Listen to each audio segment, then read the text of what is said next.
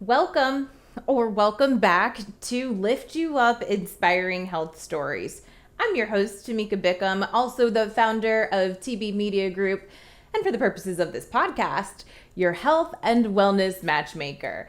Now, before I introduce you to today's guest, you know what I'm going to ask you to do. Hit that subscribe button on YouTube and connect with me on LinkedIn. I'd love to see you there. Now, today, we are introducing you to BurgerHive. It's a totally plant-based restaurant, and the co-founders actually signed the lease on their new restaurant the week before we went into stay-at-home orders in South Florida. Can you imagine that? Well, it happened to them, and they're walking us through exactly how they made it through, got creative during coronavirus, and also what's next for their business. Our physical, mental, and emotional health is not just a want, it is a need for happy lives and prosperous businesses. Lift You Up is the podcast where we share inspiring health stories from business owners who are fulfilling their purpose to live their healthiest lives and helping you do the same. From former TV reporter to marketing entrepreneur and content creator, I care about sharing stories that matter and stories that connect us. I'm your host, Tamika Bickham, your health and wellness matchmaker. Today, I am so excited to be joined by Carla Joseph. She is the co-founder of BurgerHive. I'm going to let her tell you a little bit more about that restaurant and food truck. But first, Carla, thanks for being here today. Thank you. Thank you so much for having me. I am excited to be here. I'm excited to have you. I'm super excited to learn more about BurgerHive because I know this is a brand new business for you, but I want to learn a little bit more about you, who you are, your background, and what you do now. Okay, awesome. Thank you. So, hi everyone. My name is Carla Joseph, and I am the co-founder of BurgerHive, which is a plant-based food truck based in Fort Lauderdale, and we also have a store location that's opening up in Davie. So, a little bit about me personally: I am a board-certified family nurse practitioner, and I am also married. So the other co-founder is my husband, and so we're just excited to be going on this new adventure together. My husband has been a vegan for about 17 years. I myself have been a vegan for about 11 years now. I started off in college and kind of carried on all the way through. So this new venture for us has kind of been a long time in the making because we talked about it before. We had this idea to open up a restaurant, to do something different, but now we're making it a reality. So we're super excited to have launched our food truck, and then soon our actual storefront is going to be opening as well. I'm also a mommy. We have 3 children, 7-year-old, 5-year-old, and 2-year-old. So as you can imagine, we're very, very busy. And then I am still practicing as a nurse practitioner. So I do see patients like a couple of days a week. And so that, coupled with the fact that we do have our food truck, and then it is a family-owned business. So my sister-in-law and my brother-in-law are also involved in the business as well as partners. So it is very hectic, but we're so excited to be able to launch this and bring this to the South Florida community because I think it's something that we all need. It's vital to just have healthier plant-based options in terms of what you need to eat and things like that. So we're excited.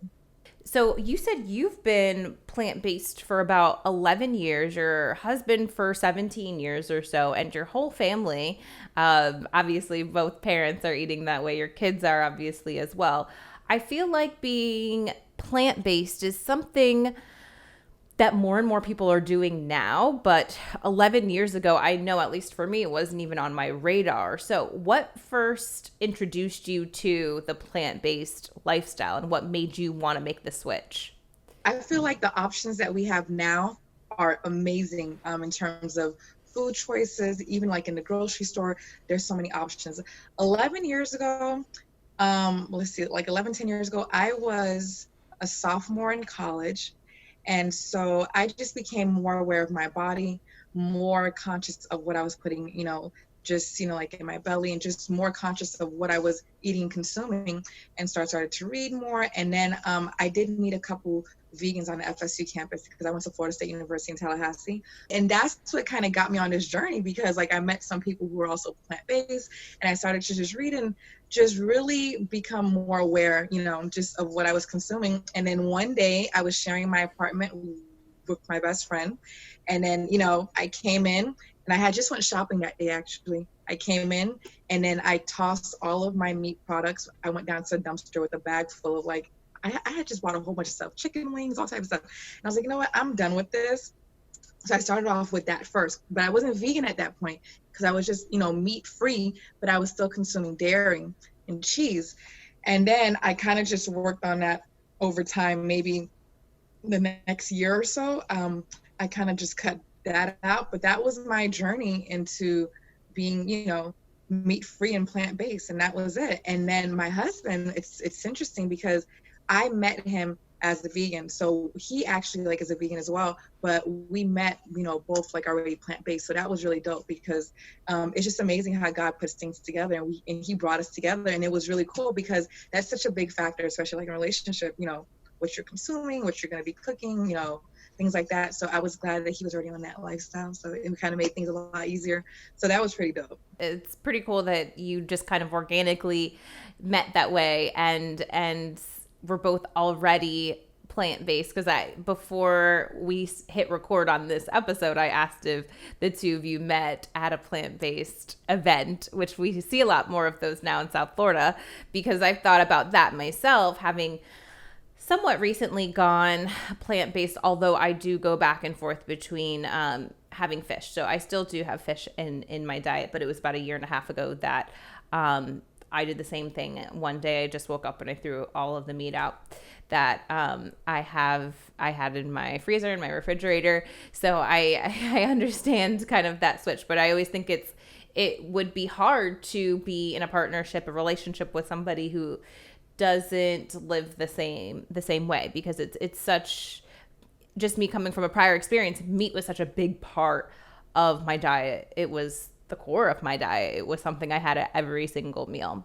So that's pretty cool that you just so happen to both be vegans and also be doing it for so long. Before we get to more about BurgerHive, you're a nurse practitioner. Tell me how you ended up getting in that field. It seems like health and all of that have been really a part of your life. So tell me how you kind of ended up down that path and how that's still a part of your life. So pretty much just being more conscious of health and just wanting the ability to be able to positively impact people's life. That kind of what led me going into the nurse practitioner field. So after I graduated from with my bachelor's degree, I went to work on the floor, and then I was like, you know what, I really want to go back to school because I want the ability to be able to direct what people are doing and give them, because as an RN, you can always give people advice, but as an NP, you're able to prescribe, you're able to have just more of a direct impact in someone's life. So I went back to school to become an NP for that. And then it's very interesting because I ended up in forensics. I work with child abuse victims, both who've been physically abused and sexually abused. So it's kind of a different field, but I used to work in primary care where I would give people advice about their diet, things to do, especially when it comes to diabetes, hypertension, things like that. But now like I'm in a whole different field, like as it comes to nursing. But it's super exciting to be able to know that people really look up to you and they really respect your, you know, like your opinion because they know you have like that medical background. And so that's the kind of impact I wanted to make as an NP as it comes to primary care. So I think that's important to have that too. And I think because of my background and my lifestyle, I can kind of offer tidbits and insights that other people might not be able to. Like if someone is interested like in the vegan lifestyle, I can tell them what I do or what I did, things like that. Because especially now, as you said, it's becoming more and more popular. So when people know that you are, you know, like on a plant-based lifestyle, they'll reach out to you more for advice and tips on what to do. So you know, so that's pretty cool. And to have that as to have that coupled with my NP background, you know, it's really good to see that, you know, like for the patients. Yeah, awesome. I mean, and it gives you a well-rounded and a well-balanced knowledge of what you do. You have like the science side of it, but then like the side that you live in your life, and a different experience from that. So I love that. So tell me, at what point did you say, okay, to your husband, or maybe he said to you, we want to start a business. I want to start a business. Let's do this. Yes, good question. So we had kind of talked about this before. It's kind of like one of those things that you throw out there, let's open up a restaurant. Let's open. So it's been like in the works for a while, but we never really took it seriously till last year when we were thinking about business and just having other streams of income and how important that is.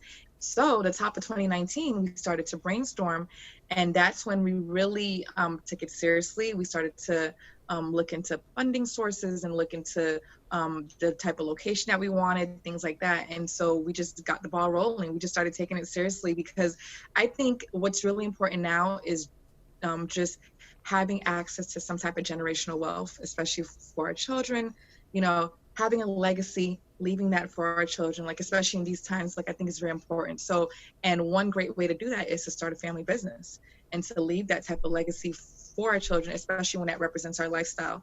So when we started to have that conversation more and more in a more serious fashion, that is what led to the birth of BurgerHive and us actually taking those steps in order to make it happen. So tell me, how did you and your husband decide on a restaurant? Because restaurants are not an easy business. And is it that is just it was something part of your lifestyle and that you knew you wanted to do, or what brought you to that decision, knowing that it was probably going to be a challenge? Yes, you're right. And it is not an easy business. I'm the first one to say it's actually very, very difficult, but it takes a lot of time and energy. And what brought us to, like to this type of business was because, well, me personally, like I'm a huge foodie, I like to go out to eat, and then I would go out to eat and I would taste the food. I'm like, well, it's okay, but it could be better. Like I just flavor. I'm really big on flavor. Like, like I'm Haitian background. We're really big on flavor and spices and everything. And the food was just bland. I'm like, well, we could be doing this. Like we could be doing this. We could be, because like we cook like all the time at home. So I was like, well, coupled with the fact that we already wanted to go down that route anyway, and the fact that we just wanted to bring more flavorful options to South Florida, that gave way to the birth of BurgerHive, and that's how that started. Just us wanting to just really connect flavor with a plant-based lifestyle, and realizing that you don't have to sacrifice flavor and texture and seasoning and spices because you're plant-based. I mean, it's really good food. It's really good. And that's how and that's how that ended up. Yeah, I love that. I mean, that's such a good point to make because I think so many people, especially until they start down that path of this plant based lifestyle, are just like, oh, okay, I'm just eating lettuce. I'm just eating vegetables. I'm just eating, like, that doesn't sound like fun. That's the initial reaction. And you can really show people how good it can be. Okay, so 2019, beginning of 2019, you start brainstorming the ideas, the business plan starts to take shape. Fast forward to beginning of 2020, and it seems like things are getting off the ground. Tell me where you are. Take me through the last 6 months. We found our spot in Davie for the actual location back in November. And between like lease negotiations and everything, we finally got everything squared away, and we signed our lease March. So we signed our lease the top of March 2020, right? We're excited. And then right after we signed our lease, we were like, you know what? Because I know it's going to take maybe 6 to 8 months to get our restaurant up and running with permits and renovations, let's invest in a food truck in the meantime to do festivals, concerts, food truck invasions, like all of the events that we know and love in South Florida. We all know what happened in March, right? Couple weeks after we signed our lease, COVID, pandemic, everything shuts down. No events, no food truck invasions, no festivals, none of the things that we had in our mind that we were going to do. And then we just signed a lease on a restaurant, and the governor just pretty much shut down. Like everything was shut down, And so everything was, everyone had to pivot. And so it's interesting because I remember thinking like, oh my God, like we're literally launching a business in the middle of a global pandemic. Like we just signed a lease and we're trying to get everything up and running. I think what I guess carried us through and not allowed us to panic was, you know what, let's not panic, let's pivot. Yes, we wanted to do festivals. Yes, we wanted to do concerts and other events with our food truck. So let's think of a creative way to bring the food to our customers. So what we started doing was we would do events at apartment complexes. So Las Solis, Boca, luxury apartment complexes, where we would bring our food truck there and the customers could call ahead of time, order their food, and come and pick it up. So we would still be practicing that, 6 feet apart, the social distancing, and customers could come pick up their food once it was ready. So we did that, and we went around to places in Coral Springs, Boca, Fort Lauderdale, even down to Miami. And that's what we did for like a few months. And then we settled on the spot where we are now. So currently we are stationed in Fort Lauderdale, close to Flagler Village, and that's where we are now. So we are like in like a stationary spot where customers can come to us. But that's kind of what we did in order to keep our doors open, because all of the events that we had like our hearts set on, we couldn't do. But it was okay because we used that as a way to get creative in order to change our business model to kind of adapt to what was happening. And I think that's very important as a business owner, to be able to go with the flow, because business is changing constantly. Things are constantly in flux. What may have been possible last week isn't possible this week. So you kind of always have to stay aware of what's going on and be able to adapt. And that's what we did. And then I'm just really happy with our ingenuity and just our innovation, with like just being creative and coming up with ways to keep our doors open for our food truck, because that's again is helping to fund our restaurant as well. And so that was income that we had to bring in.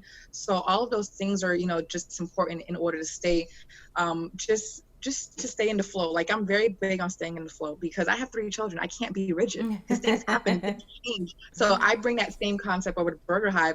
Yeah, no, absolutely. I mean, I think that's a really, really great point. Staying fluid. And I think those who are able to do that, especially in a time of crisis, a time right now like we're seeing during a pandemic, these are going to be the businesses that survive.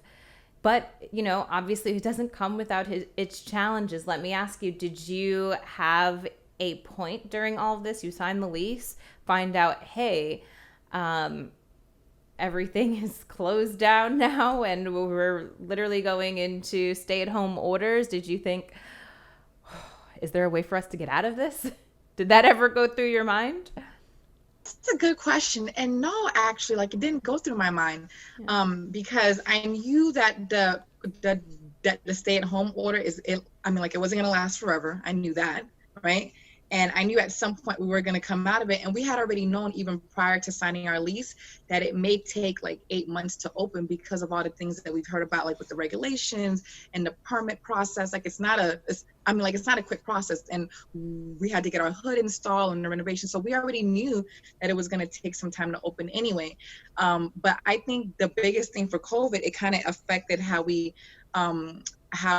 did our business with the food truck. As far as our storefront, that to me, it wasn't really affected because we already knew that the timeline, like it was going to be long anyway. And COVID kind of came. And since we hadn't opened our doors yet, it didn't really affect us in that sense because everything that we were doing, it involved the city, which the city was still open, even though their offices weren't open.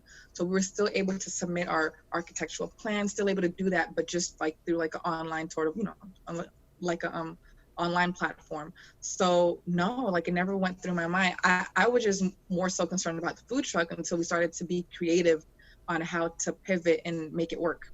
I mean, what kind of response did you see? How did that go over the few months during these stay-at-home orders and, with this new creative idea of taking the food truck to apartment complexes and high rises throughout the Broward County area and even down into Miami-Dade? It was a great response. And here's why. I feel like everyone was, shut in. They weren't going anywhere. They didn't have anything to do. So every time we pulled up to a different apartment complex and they, told their residents that we were coming, everyone was home anyway. So it was very well received. They would place their orders, come down and pick it up when it was ready. So it was very well received. And then like a lot of people were very excited to see us. So I think it was actually brilliant on our part because everybody was home anyway, with nothing to do, like quote unquote, with being at home, not being able to go out. So us coming to them and providing them with, not having to worry about cooking that day and just changing up probably like their everyday routine for that particular day was really, really cool. So it was very well received. Yeah, I mean, more so than I imagined, actually. I'm curious on your thoughts as far as we've talked about a couple times during this, about plant-based diets. More and more people are catching on, realizing the health benefits, realizing, I think everybody has a different reason for wanting to adapt this type of lifestyle, whether it's for our environment, because of animal, cruelty, or because of, just wanting to live healthier, or even reverse maybe some, for me, it was about reversing autoimmune issues. And, but plenty of studies shows that it can reverse many other preventable diseases. So what do you think about the plant-based community in South Florida? We're coming along, but we're definitely not where LA is, New York, because I have been known to travel for food. Like I've gone to LA just to eat. And same thing with NY. Like I remember thinking like we would be like on the streets driving through like Brooklyn or, anywhere in New York, and you literally see vegan restaurants. Like you didn't have to search for them. They're along the street. They're just popping up everywhere.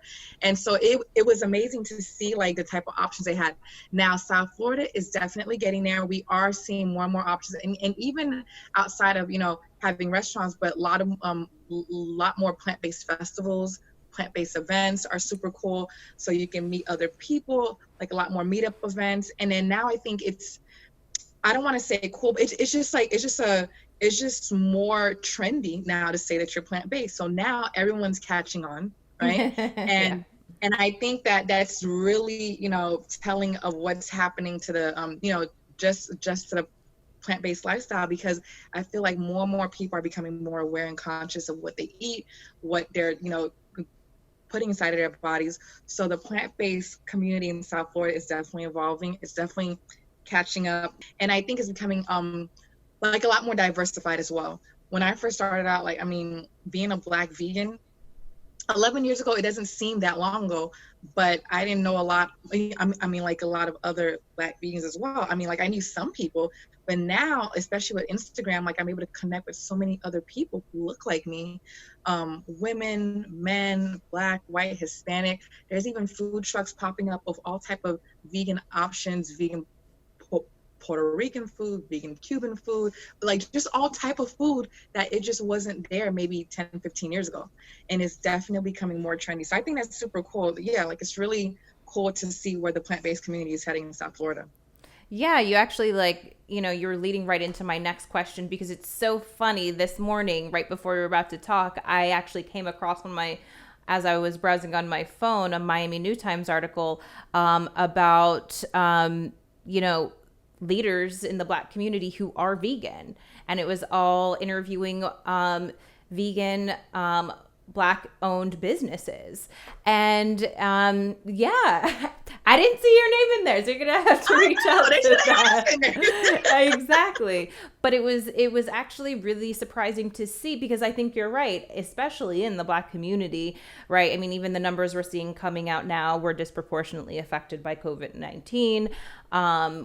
We see higher instances of diabetes, heart disease, these preventable diseases that science has shown plant-based diet can help reverse. And I think in general, and tell me if you disagree, but the Black community is further behind as far as in the way that we eat. And, there's different reasons for that, but there's a lot of different reasons for that. But I find it very refreshing and exciting to see that there are so many vegans in the Black community here in South Florida.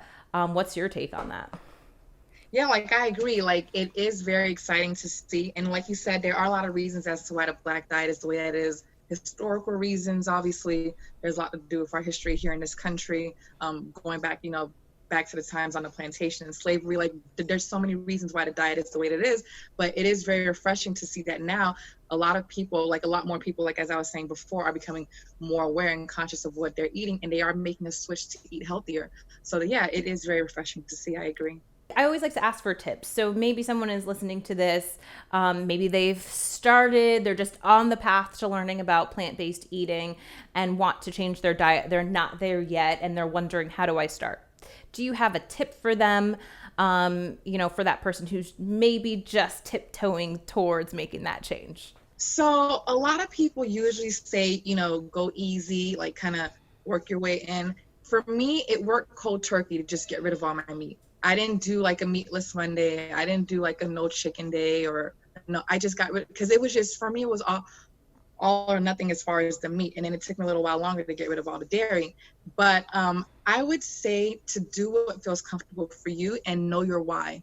Why is it that you want to go on a plant-based lifestyle? Because if you're just doing it for cosmetic and generic reasons, or reasons that don't really pertain to you, it's not going to be something that you're able to sustain long term.